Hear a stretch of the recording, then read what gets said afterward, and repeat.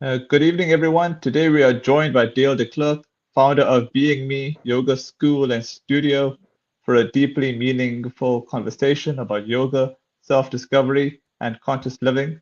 We'll explore what started Dale's personal yoga journey, what inspired the creation of BEINGME, and the deeper philosophy behind the name. Dale also shares how the studio supports both mental and physical well-being, creates a safe space for beginners, and helps people cope with modern challenges like stress, burnout, and digital overload. This is more than a personal conversation about yoga. It's about reconnecting with yourself, building community, and learning how to truly show up as being me. How are you, Dale? I'm good, thank you. Thanks for inviting me, Siddharth. Thank you for hosting me on this channel. You're most welcome, and compliments of the season to you. To you too, as well as to your listeners. Hopefully, well, I trust and know 2026 will be a great year. Thanks, man. All right. What actually started your yoga journey? In many ways, it was almost by pure luck.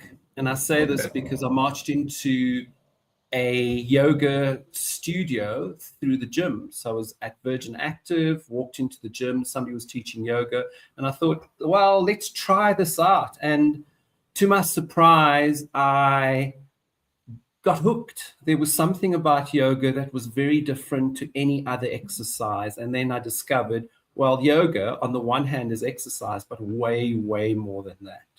Yeah.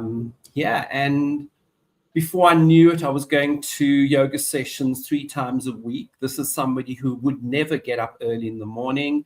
I was doing yoga at 5:30 a.m. in the morning, Wow. twice a week, as well as on a Saturday morning at 9 a.m. And nothing would interfere with that. And when I look back, I consider myself the worst athlete my family ever got. Okay. What inspired you to create Being Me Yoga School and Studio, and what does the name Being Me represent on a deeper level? So it was a journey, and part of the journey was not just doing yoga. In 2010, I discovered I had colon cancer, and Oh, a big part of my healing was yogic breath. oh, And the yogic breath, particularly a breath called the ocean breath, Ujjayi breath, which is a deep inhale and then exhale to just release, allowed me the opportunity to breathe in such a way that through the journey, I didn't need any painkillers or even any medication for nausea. I had chemotherapy, and even throughout that, no painkillers or pills for nausea. And I was blown away. I was asked why I wasn't taking it, and my simple answer was, I don't need them. mhm. Wow, that's really interesting. How does Being Me Yoga School and Studio differentiate itself from traditional yoga studios in terms of philosophy and experience? So I think to take it a little step back, first of all, the reason for me becoming a yoga teacher was firstly to try and discover a little bit more about yoga. And the only way is often to go and do a yoga teacher training. That way you get more involved, you understand it more. And in doing the teacher training, I realized just how magical yoga is. And I went to do the teacher training to understand yoga, but I realized the only way I could hold on to this gift of yoga was to teach it. Being Me Yoga Studio came as a result of that. It was, how do I take or share this journey with other people? Because effectively, when you do yoga, you start to realize that if there's one English word that I believe that really tells you what yoga is connection, connecting the mind, the body, the emotions through the bridge of the breath. And it became a journey where if I got so much positivity out of it, it needs to be shared. It needs to be shared with as many people as possible. So I guess sometimes people have to say, Dale, please just shut up about yoga. Is there anything else you want to speak about? Because it's part of my life. Mm. So Yeah. BEINGME Yoga Studio came as a result of that. And I guess you realize that it doesn't matter what body shape you are, where you are. Every single one of us has a story to tell. And my story with yoga can appeal to different people. And one of the questions I had was actually from an Indian priest, an Indian Catholic priest, who Yeah. said, "But Dale, you don't look like the typical yogi."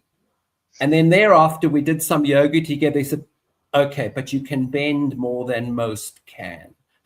That was like, so it was like he was convinced. So BEINGME Yoga is really to encourage people, no matter where they are, to try yoga. If you can breathe, you can do yoga. Wow. Interesting. What core values guide the teaching approach and community culture at Being Me? I think first of all, for me, if you're not having fun, what's the point of doing anything? Mm. What's the point in trying anything new? And so many people who are at work or even at school or university are really, really just struggling to figure out who they are. Mm. So if you give people half a chance to have some fun and to begin to discover themselves through having fun, yoga for me is license for me to play like a child from time to time and have that childish fun where I feel like, hey, the world's my oyster. I can start again and again and again. Every day is a new day. So why not start it anew rather than drag all of yesterday into it? And it's harder for us as adults to do that. As kids, we didn't bother about what happened yesterday. We didn't bother about what's going to happen tomorrow. We were in it for right now. But that doesn't mean we ignore our responsibilities as adults. However, imagine if we could simply be here right now, experiencing the fun, the joy, and the miracle of now. And that's what yoga gives me. That's so true, eh? How do you support students who are new to yoga or who feel intimidated stepping into a studio for the first time? So the important thing is, as much as we're all the same, we're also very different. Yeah. Some of us are tall, some of us short, some of us are bigger, for whatever thing is, yet every single one of us has a gift to offer. And even those gifts show up in yoga. So it's my simple thing to people is to say, take your time. Try to be aware that this isn't a competition. So just feel it. And we start usually with breath. So just notice the difference in breathing. If you breathe in through your nose and exhale through your mouth, and you're doing this constantly, you'll run out of energy. And if you're doing that constantly, you're probably going to find you feeling a little anxious. Yet when you remind yourself to breathe in through your nose and exhale through your nose, you bring a sense of calm and you move away from the kind of fight flight response to a more relaxed point where it feels like, it's okay to be right here, right now. I will do that when the time's right. And I'm not going to blame myself for the past. It's done. Let's do what I can right now. And they reckon that if you're anxious, you're rushing into the future. If you're feeling down and a bit depressed, you're stuck in the past. So my invitation is come and join us and be in the present moment. Lovely. In what ways does Being Me Yoga School and Studio address mental well-being alongside physical practice? Yeah, so that's a big one today, and maybe what it really is these days compared to previous years. Maybe number of years ago we didn't recognize mental health issues as much as we do now, which in a way is great. However, we may just have created a kind of world where we're forgetting to just get on with things on the one hand. Now, that's not detracting from real mental health issues, because that is so. However, it's always a good idea with anything to just check to see what kind of mental health issues possibly is going on. Obviously, through a sense of a respectful conversation, first of all. And then if it's not too severe and there's no medical records that's needed to help guide somebody like me helping to teach them, and I'm not a doctor, I'd rather send them to say, go and see a professional, come back to me, possibly with the report if there's some serious things going on. However, a lot of our basic mental health issues is to allow one to be in the present moment, to breathe and understand that often we cause our anxiety. Often we are the cause of our depression through how we've interpreted life. And there's so much going on, be it at school or work pressure, that we have this constant need to compete with everybody else. And the moment we realize, actually, it's quite safe to be able to say, I will get there in my own time. And that way you acknowledge your authentic self. I'm going to get there in my own time. For now, I'm going to breathe. And when the difficulties come, when the chaos of life hits me, I'm able to possibly, through a visual meditation or visualization, go to my safe place, my sanctuary. But we all have to do the work for our physical health, our mental health, and our emotional health. It's going to take some work. It just doesn't just happen automatically. That's true. How has the studio evolved since its inception, and what key lessons have you learned along the way as a founder? Let's just say it doesn't mean that I'm not scared when a new person arrives. Because people are very different, yet one's got to acknowledge it and go, hey, at least I probably know a little bit more than they do, and then I can share what I know.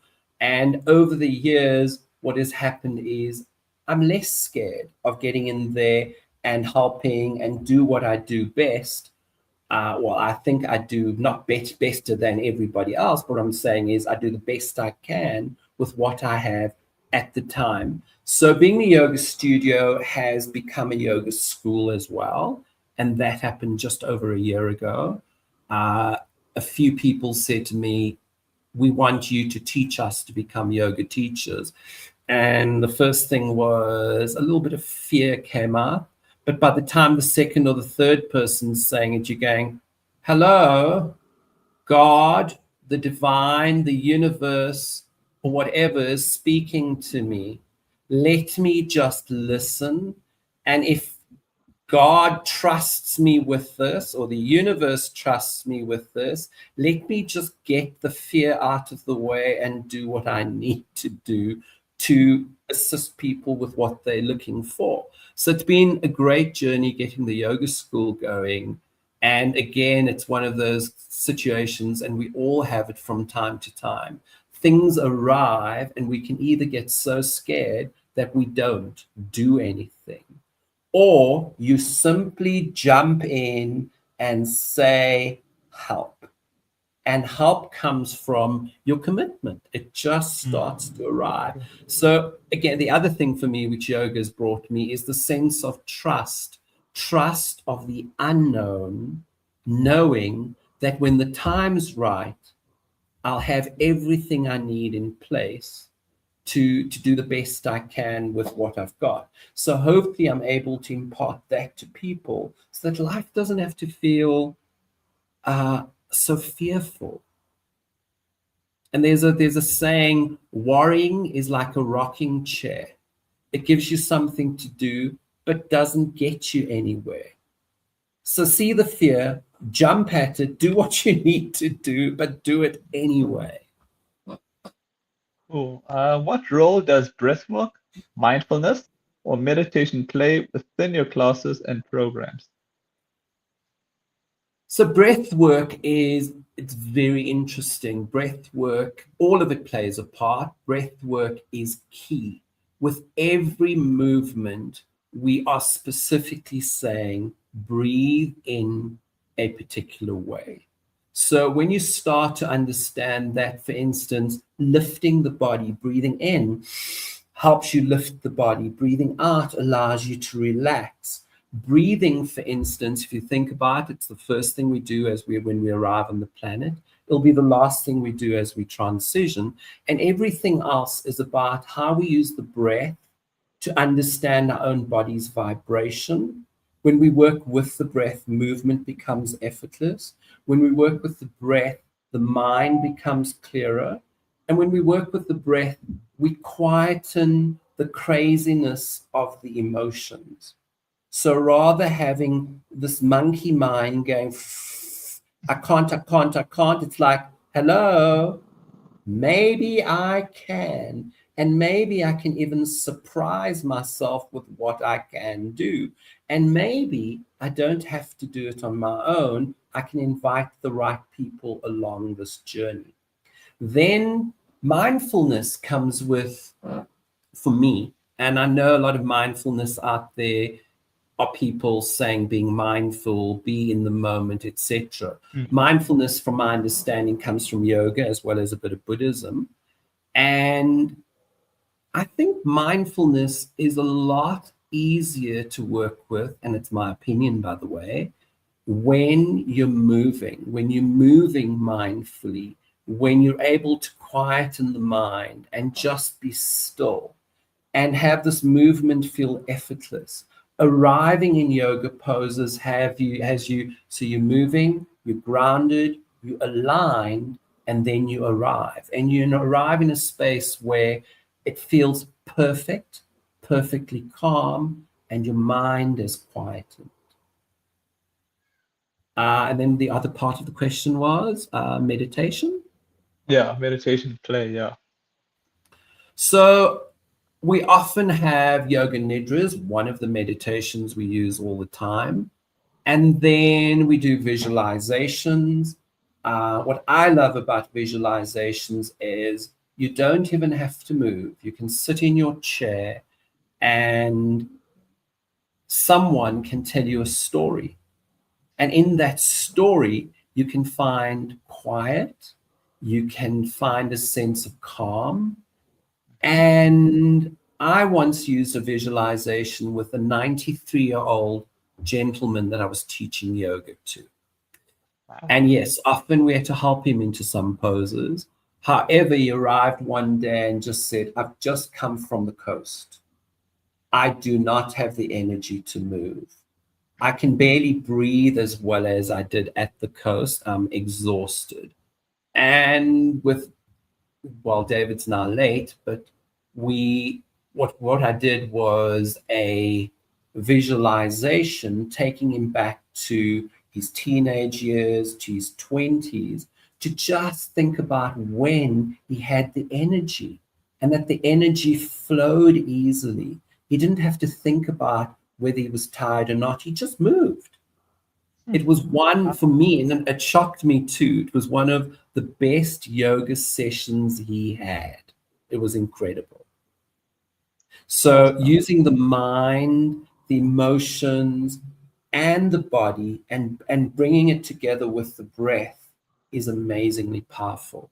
So listeners, join us for yoga. You don't have to join me. Join anybody and go and try some yoga. Awesome. How do you see yoga helping people cope with modern challenges such as stress, burnout, and digital overload? I think we really need to help people give themselves permission to create space mentally, physically, emotionally. And when it comes to our own lives, death is inevitable. So rather than be rushing and using all of this time getting stressed, when we're all going to die, how about taking the time out, create some space mentally, physically, emotionally, by understanding how to use your breath, how to move with the breath, how to do the simplest of meditations, some visualizations. We have all the technology even to help us with the basic stuff. Yet we're rushing so much in our lives. At this point in time, I gather so many of us know everything about the world, but we've forgotten one important thing. When last did you take the time to study yourself? And it's one of the limbs, part of one of the limbs of yoga is saying self-study. So understanding when you breathe, what difference does it make? When you move, what difference does it make? And when you move with the breath, are you empowering or disempowering? Are you nurturing or are you harming yourself? We sit in chairs, most of us, all day long, and we're not moving enough. True. So the moment we give ourselves space, and even if you are in your chair, for goodness sake, and you can't move, sit, take a moment and breathe. Before yoga, one of the things I did, and just came naturally, I'd say to people when I worked in a full-time kind of corporate environment, I'd get to a point where I've like had enough, right? And my view was, I'd say, excuse me, I'm going to sit on my throne. Go to the loo, sit there. I didn't even need to do anything. It was time out. I do not want to listen to your dramas. I don't even want to listen to my own dramas right now. I want time out for a moment to breathe, to think, and then I'd come back and they'd all still be upset and I was smiling because they didn't know that I was on my throne doing absolutely nothing. So we've got to find methods, and yoga gives you the tools. And I suppose there are other things too that will give you the tools. But for me, yoga's given me the tools to cope through some of life's really hard moments. And when I say that, 4 years ago, I lost my mom. And then 2 years ago, my partner. And my partner of 23 years. And I know this could have been so much harder. But being able to be with the fact that in life, there's going to be death. And the best way we can honor somebody we love, one, is to live 150% when they've left and moved on. But at the same time, on their dying beds, do everything you can to honor them out of your love for them, but being able to also watch yourself, because the opposite, effectively, and it comes from a book called Conversations with God, the opposite of love is perhaps not hate, but fear. So when we go into a space and death is right there, or hardship shows up, my request from everybody, every one of your listeners, is to commit to love, and the right actions and words will show up. Just commit to love. Do the best you can. So with my late partner's death, I'm at peace. I don't necessarily like it, but I'm absolutely at peace. And I think for all of us, we're looking for, as human beings, ultimately we're looking for freedom, for love, for peace, and then things like hope, joy, and fun. But ultimately, it doesn't matter whether we're happy or we're sad from time to time. The middle ground really is being at peace with being happy, actually being at peace with being sad as well, because grief is inevitable. The longer we live, the more death we're going to see. Get used to it. That's so profound, eh? What has been the most rewarding transformation or feedback you've witnessed from members of the Being Me community? There have been quite a few, but the one that sticks out the most, I reckon, we were doing some voluntary work in Soweto and in Meadowlands, and in Soweto, it's called Meadowlands, and I was like, Meadowlands, and then I realized, okay, I was saying Meadowlands, and they were saying Meadowlands, which is fine, it's just how it is. And there was a little boy there of 8 years old, and because it was voluntary work with an NPO, we just go in and help them. It was a place of safety for kids.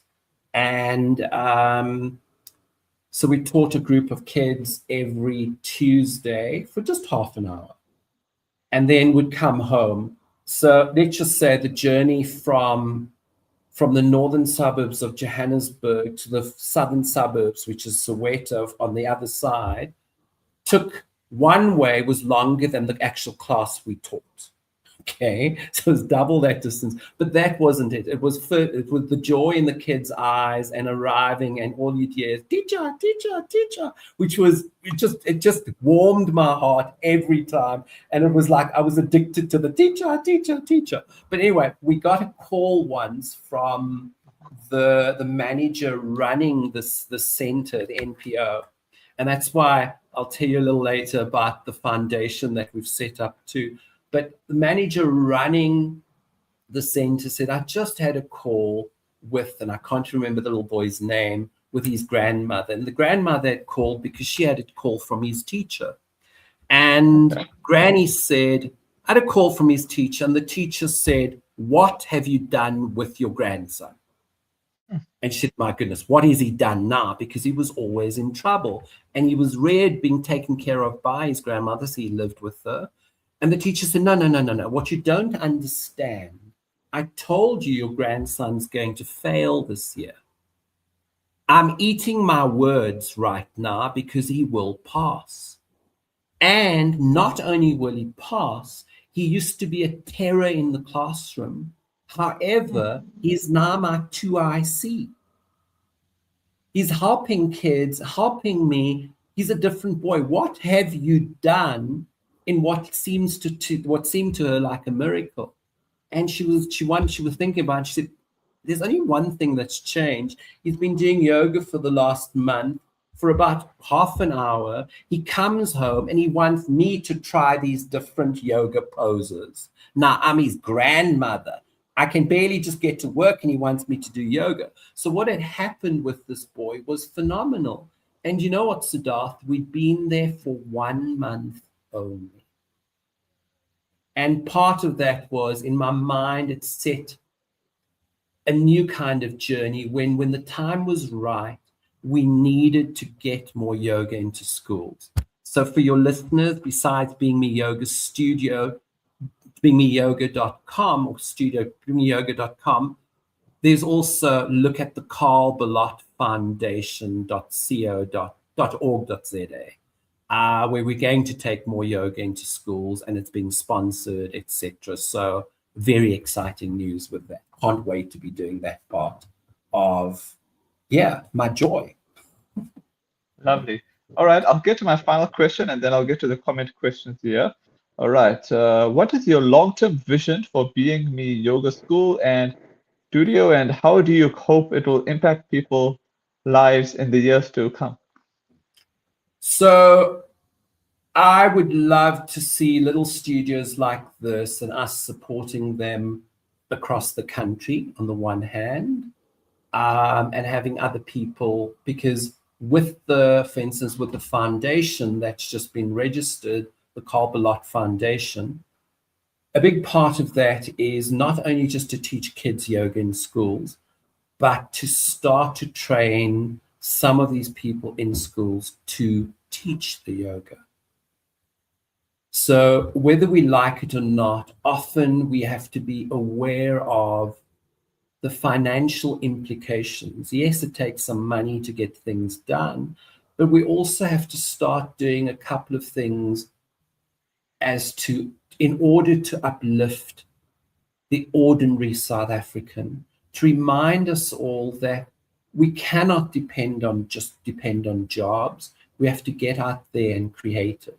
So with yoga, I believe it's a lovely way to bring in a kind of journey, getting yoga and wellness into townships and into across the country, as well as to help youngsters get involved and earn an income.